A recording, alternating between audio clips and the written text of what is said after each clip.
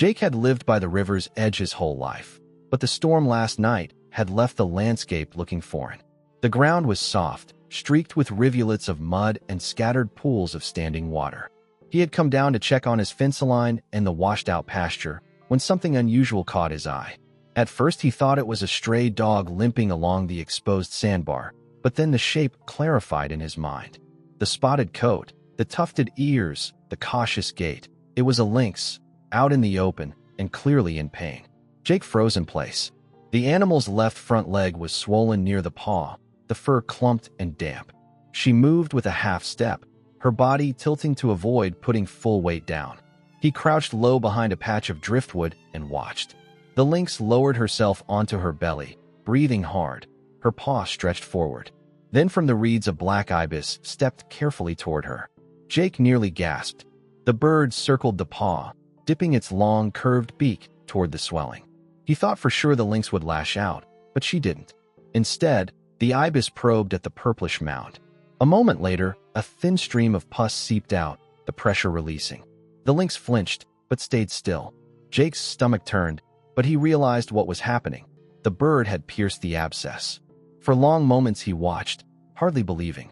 The ibis picked away, more fluid draining. The lynx's eyes blinked slowly, her chest heaving, but she did not attack. She seemed exhausted, and maybe she understood that the relief outweighed the intrusion. Jake pulled his phone from his pocket, zoomed in, and hit record.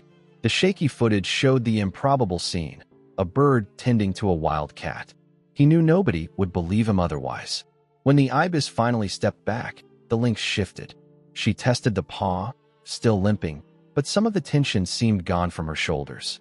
Then she rose and hobbled toward the tree line. Jake stayed crouched, breathing shallow. Once she disappeared into the thicket, he pressed call. Cole answered on the second ring. Ranger station. Jake whispered, Cole, it's Jake. You need to hear this. I just watched a lynx down by the sandbar. She's injured. Some kind of abscess on her paw. And, you won't believe this, but a bird broke it open. There was silence. Then Cole said, slow down. You're sure it was a lynx? I got video, Jake said. She's limping bad. We can't leave her like that. Stay put, Cole replied. Don't track her. I'll bring Emily. We'll meet you at the fence road in 20. Jake exhaled and slid the phone back into his pocket. He knew the rules. Don't approach, don't push a stressed animal further. But his gut told him that without some kind of follow-up, the lynx could lose the leg, or worse. 20 minutes later, a dust-covered SUV pulled up near the levee. Cole, in his green Ranger jacket, stepped out first. Emily followed, her backpack already slung over her shoulders. She was younger, a volunteer who split time between the rehab center and field calls like this. Jake replayed the video for them. The three huddled close around the screen. Emily's eyes widened. That's unbelievable, she said. Nature just did half the work for us. Cole kept his jaw tight. Or it bought us time. That wound still carries a huge infection risk. We need to decide how to proceed. Jake pointed toward the tree line. She went that way, limping hard. Cole shook his head. We don't chase. We set up cameras, see if she's denning. If there's a kitten, we can't stress her or she might abandon it. Emily pulled out her field notebook. Dr. Harris should know. She can authorize antibiotic baits. Non-contact treatment. Cole nodded. Call her. Emily stepped aside, phone pressed to her ear. Jake studied the wet sand, noticing faint imprints beside the larger paw marks. Smaller, lighter tracks trailed alongside, weaving in and out. His chest tightened. He said quietly, Cole, look at this. The ranger crouched, running a hand over the shallow prints. Kitten, he muttered. She's not alone. Emily returned, lowering her phone. Harris agrees with camera traps first. She says if we confirm the kitten, any capture attempt is off the table.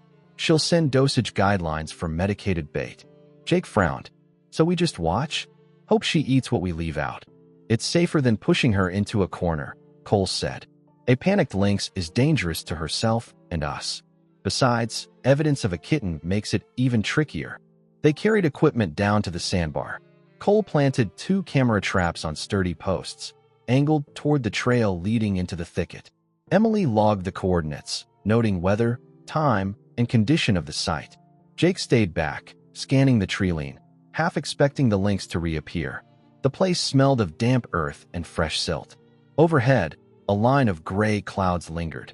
The river was still swollen, carrying branches downstream with steady force.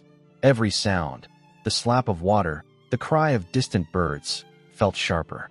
Jake couldn't shake the image of the ibis probing that wound, the lynx enduring in silence.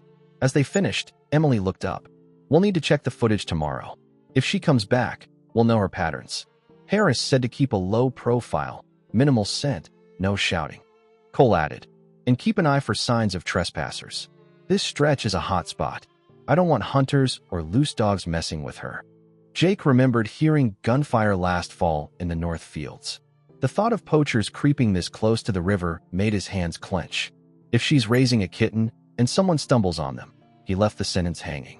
Cole's radio crackled, a voice checking in from another patrol. He responded quickly, then clicked it back. "We'll spread word to the unit. Quiet presence only. The last thing we want is to spook her across the highway." The three walked back to the SUV as the light dimmed. Jake looked once more at the sandbar. The imprint of paw and kitten track was still there, softening as the damp sand settled. He felt the weight of it in his chest. A fragile family, hanging on by chance, and now depending on the careful steps of strangers. Emily closed her notebook with a snap. "Tomorrow we'll know more. For now, we leave them be." Jake nodded, but as they drove off, he couldn't shake the unease. The lynx was wounded, the kitten vulnerable, and the riverbanks full of risks. Tonight he'd lie awake, replaying the sight of that bird, that wound, and the quiet endurance in the lynx's eyes. It felt like the beginning of something larger, something that would demand more than just cameras and notes. Yesterday began before sunrise, because Dr. Harris said early hours meant fewer people and less heat to sour the bait. Cole parked under cottonwoods and ran the plan once more. Cole said we do camera traps first, then bait, then we clear out. No tracks into the thicket, no shouting. We step wide on open sand and leave. Emily checked the list. 2 traps facing opposite ways on the game trail. 1 low at the bar near the waterline, 1 at the reed notch. Fresh batteries, sync time stamps, labeled cards. From a small pouch, she showed 3 medicated cubes, approved by Dr. Harris, antibiotic and fat, low odor. Only a few pieces, spaced apart. We do not hand feed the wild. I carried posts while Emily led across the open sand. Cole scanned the treeline, radio low. The river chattered over gravel bars. The sandbar where Jake had filmed was changed by daylight. Big paw prints were softened, but beside them smaller tracks wove and vanished into sedge. Emily said softly it was likely 1 kitten. Cole set the first camera across from the trail. Emily logged coordinates and time. At the waterline we placed the second near driftwood to catch a paw when the lynx stooped to drink. The third watched the reed notch. The fourth looked back toward the bar to catch anything from the bluff. Emily placed the cubes with clean gloves and a mind for wind. 1 on a flat stone near the trail, 1 halfway to the bar, 1 closer to reeds, with 2 unmedicated pieces nearby, so the scent felt normal. Dr. Harris had been clear, a tiny course for a small body.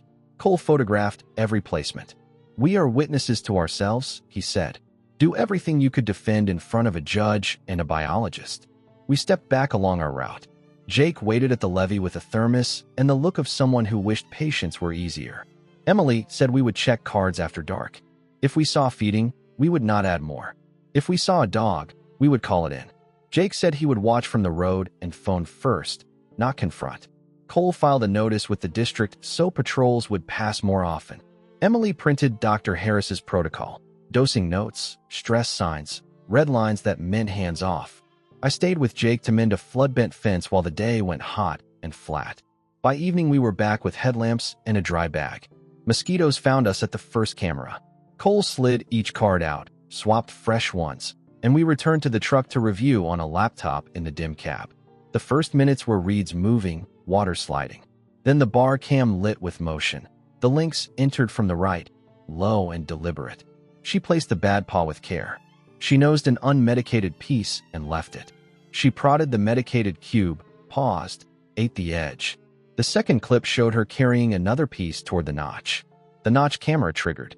A smaller shape followed, belly low, ears too big. The kitten. It sniffed where she had set the cube, then looked toward her. The mother nudged it away and led it into sedge. Emily whispered, "She is keeping the kitten off the bait." Cole nodded. "Good sign. But we had to be even more careful. No loose food, no scent." We scrubbed forward. Twice the lynx returned, eating little, never gorging. Once she lay on the bar and licked the paw for a long time. Near midnight, the bar camera caught something else. 2 slow swings of light across the sand, the sweep of a flashlight. The low driftwood cam picked up a blur of a boot toe and the edge of a pant leg. The figure moved out of frame.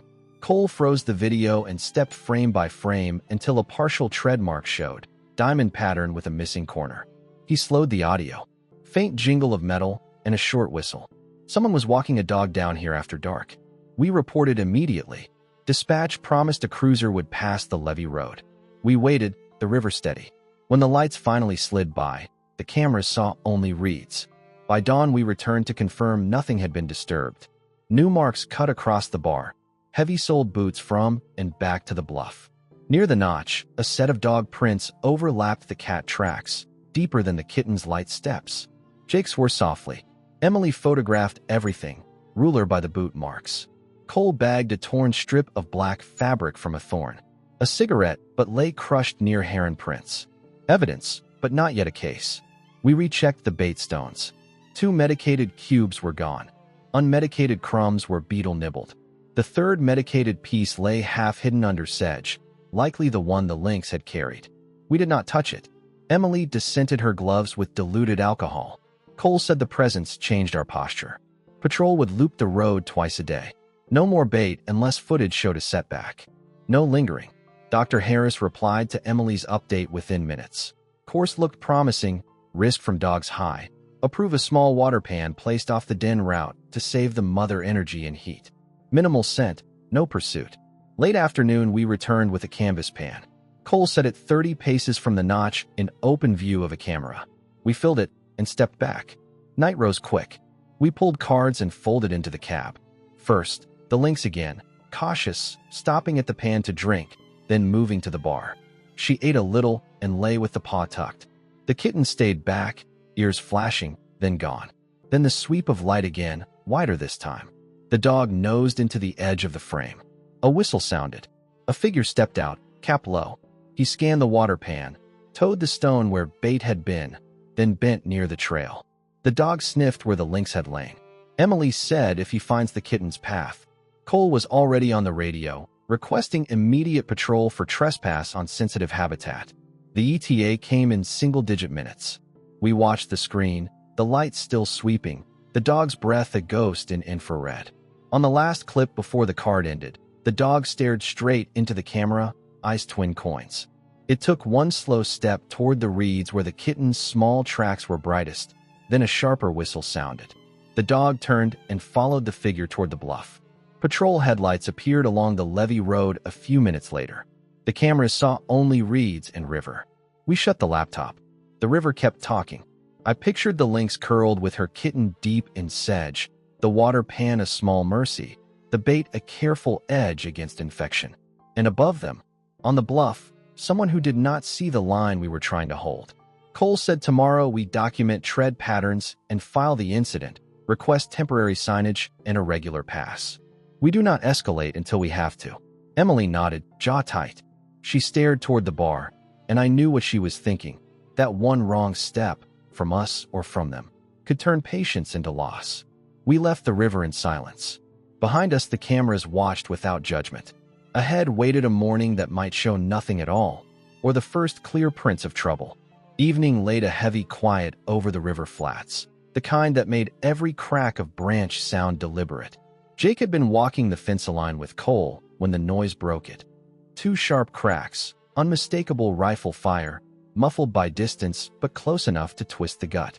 Both men froze, turning toward the thicket where the lynx had last been seen. Cole spoke first, low and clipped. That was west, near the bluff. Jake felt his chest go tight. Poachers. They moved quickly but carefully, cutting through sedge until the ground rose and thinned. The air smelled of gunpowder, faint but real. Then Jake spotted the rope, a snare loop half buried in sand, the knot still taut on a stake hammered deep. He pointed, jaw clenched. Cole crouched, photographed the loop, and cut the rope free for evidence. A flapping sound drew their eyes left. In the dimming light, a black ibis struggled in the grass, one wing twisted awkwardly. Jake's throat caught. "It's the same one," he said. The bird staggered, unable to lift clear of the reeds. Cole signaled to stay back. "Emily has to handle this." He pulled his radio, called for her. Within minutes, Emily arrived, backpack bouncing, eyes scanning. When she saw the ibis, she dropped to her knees. "Compound fracture," she muttered. From her kit, she produced small splints, gauze, and tape. Jake held the beam of his headlamp steady while she aligned the wing, hands calm but jaw set. The ibis hissed, weak but alive. She wrapped it firm, securing the limb close to its body. "It can't fly, but it can live," she said, placing it in a ventilated carrier she carried for rescues. Cole's radio crackled again. He answered, relayed coordinates of the snare and the shots. Patrol would sweep within the hour. But the lynx was still out there, and Harris's voice came through next, tinny but clear. Emily put her on speaker. Dr. Harris said, "Keep eyes open for the lynx. If she approaches, do not use darts. Apply topical antiseptic only if she allows proximity. Stress will kill her faster than infection." Jake swallowed. "And if she doesn't let us?" The voice over radio was firm. "Then you wait. You let her dictate." They moved to the river edge, where moonlight caught the shallow water. Cole positioned them downwind. Minutes stretched. Then a rustle broke the reeds. The lynx emerged, limping, head low. The kitten was nowhere visible. Jake held his breath. Emily crouched, shoulders square, antiseptic sprayer in her hands. Cole whispered, "Steady, steady." The lynx paused at the bank, sniffed, and lowered her muzzle to drink. In the pale light, Jake saw the paw clearly. The swelling had lessened, but the skin was raw, patchy where pus had drained. Emily inched forward on her knees, sprayer ready. The lynx lifted her head, eyes glinting. She didn't run. She stood, panting softly. Emily extended her arm and squeezed. A fine mist floated over the paw. The cat jerked, but did not bolt. Another pass, more mist. Emily lowered the sprayer, heart hammering so hard Jake could see it in her throat. The lynx licked the damp fur, shook once, then sank back to drink again. Relief pressed into Jake's chest. Harris's voice buzzed. "Good. That's enough. Back away." They did, one step at a time. Then another sound rose, unnatural, mechanical. The beam of a flashlight swept across the bar. Another followed. Voices carried low, indistinct but male. Cole hissed, "Down." They dropped into the sedge. Jake saw two figures on the far bank, lights cutting arcs across the sand. One dog barked once, silenced with a whistle. The men scanned the water pan, the posts where cameras had stood. One muttered, words lost in distance. Emily gripped the sprayer against her chest. Jake's palms were slick. If the lynx bolted now, she'd break into the open and the beams would catch her. But she stayed still, crouched in shadow, body blending to reeds. Cole's radio vibrated silent against his vest. He tapped a message through, "Trespass confirmed, lights and dog present, request immediate approach." Then they waited, lungs tight, while the beams swung wider. One light lingered on the carrier where the ibis lay hidden under cover. Jake thought his heart would stop, but the man turned, cursing at the dog, and moved back toward the bluff. Minutes crawled. Finally, headlights from the levee flashed through trees. The poacher's lights snapped off. Silence fell heavy again. Cole whispered, "We stay until patrol sweeps." Emily pressed her forehead to her knees, shaking with adrenaline. Jake watched the lynx melt into darkness, paw damp with antiseptic, a ghost slipping back to survival. He knew tonight was borrowed time. The snare, the shots, the lights proved it. Tomorrow would demand more than patience. It would demand defense. A week changed the river's voice. Patrol cars rolled the levee twice a day, signs went up at the footpaths, but the cameras watched mostly wind. No lynx. The bait course ended. Dr. Harris told us to wait. The paw might heal if infection stayed down, but we could not make her appear. On the seventh morning, Jake quit pretending to fix the fence and hike the ridge, keeping to open rock so he wouldn't cross her trails. From a notch in the bluff, he saw a slate terrace, a shallow shelf above juniper and loose stone. Something moved, then stilled. Through binoculars, the truth hit. The lynx lay in thin shade, ribs showing. The swollen paw looked cleaner, but her body had the carved look of an animal running on fumes. Beside her, tucked into grass, lay a small shape that did not move. He called Cole, voice flat. Cole and Emily reached him half an hour later. No one climbed closer. They watched from the notch. Emily's hand covered her mouth. Cole logged coordinates and typed. One deceased kitten near adult lynx. No approach. Dr. Harris answered on speaker. Confirm no recovery, she said. Stress now is the higher risk. Support the mother from a distance. Water, minerals, shade if possible, and leave. We moved like ghosts.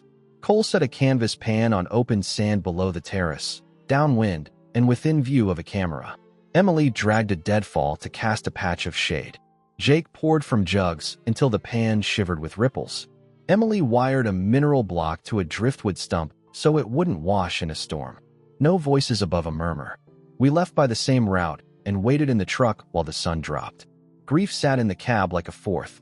Cole filled out the form. Jake kept seeing the hollow where the kitten lay and the way the mother's chest rose and fell without sound. Near dusk, we pulled the new card. Wind walked the frame for long, quiet minutes. Then the lynx appeared from the right, a thin ghost sloping toward the pan. She paused, tested the air, then drank in short, efficient swallows. After a while, she stepped to the mineral block and rubbed her cheek along the rough edge, claiming what fed her. She lifted the paw and set it down with more confidence than a week ago. Not sound yet, but less guarded. She looked once toward the bluff as if listening. The camera caught the line of her back, all angle and grit. We did not cheer. Dr. Harris texted sustain water and leave the block. No bait, no capture. Patrol promised a late swing. Night gathered. On the ridge, the boulder's shadow swallowed the hollow. Down on the bar, the pan held a slice of sky. We set another camera on the path between the terrace and the river and drove out slow, lights low. Before Jake slept, he looked at the frame where the lynx pressed her cheek to the block. The gesture was ordinary, but it felt like permission earned by not asking too much.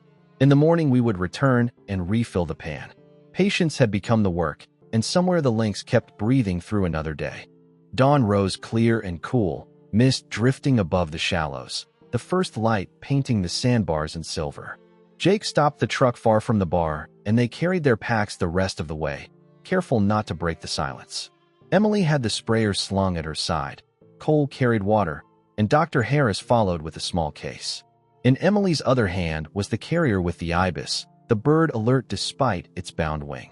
At the sedge line, they paused, crouched low. The water pan caught the pale sky. The mineral block sat firm against driftwood. Cole lifted his scope, whispered, "She's coming." Out from the shadow of juniper, the lynx emerged.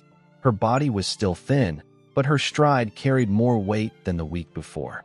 She walked straight to the pan, lowered her head, and drank, muscles rippling beneath her coat. Each swallow echoed in the morning hush. Emily set the ibis down on the damp sand. The bird hobbled a step, then began stabbing at insects crawling by the waterline. The lynx flicked one ear but did not leave. Two survivors, side by side. Emily raised the sprayer, waited until the lynx shifted her stance. A fine mist drifted across the injured paw.